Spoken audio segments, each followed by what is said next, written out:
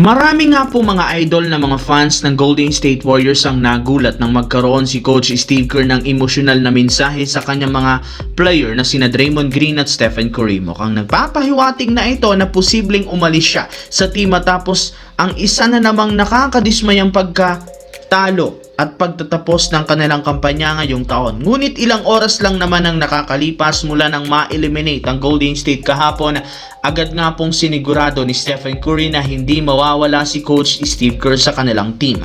Sisiguraduhin nito makukumbinsi niya ang front office na bigyan muli ang head coach ng bagong kontrata. Si Curry naman ang pinaka-qualified coach na tutulong sa kanya at sa kanilang kasalukuyang lineup para makapag-compete muli sila sa playoffs. Sa madaling salita, mananatili pa rin naman ito sa team sa mga susunod na taon. Mismo nga ang team owner na ng Golden State na si Joe Lacob ang nagsabi sa interview na asahan na nga ninyong hindi aalis si Coach Steve Kerr sa kanilang kupunan, kaya wala nga daw ipag-alala ang kanilang mga fans.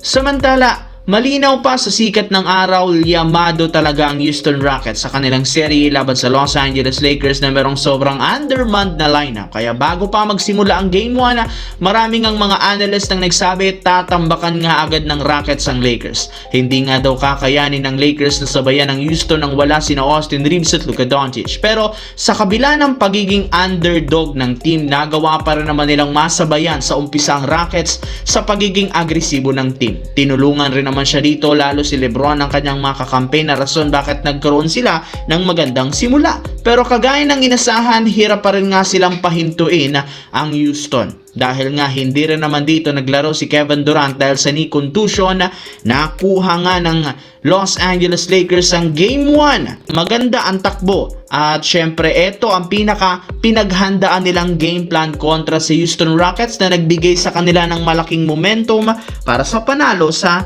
unang game nila. Sa kabilang banda, kinarma, yan ang sinasabi ngayon ng mga fans ng Charlotte Hornets matapos silang matalo at matambakan sa kanilang play-in tournament game laban sa Orlando Magic. Eto nga daw ang bawi sa kanila matapos ang ginawang pananakit na LaMelo Ball kay Bam Adebayo. Kung inyong ang matatandaan, sinadya nga ni LaMelo Ball na hilahin ang paa ni Adebayo sa nakaraang laro laban sa Miami Heat na naging sanhi ng pagbagsak ng likod nito. Dahil sa nangyaring yan, nagkaroon siya ng back injury at hindi na nga nito natulungan pa ang Miami Heat sa kanilang do or die game. Pero ayon sa naging pahayag ni LaMelo Ball, pinagsisihan na rin naman niya ang kanyang nagawa kay Adebayo.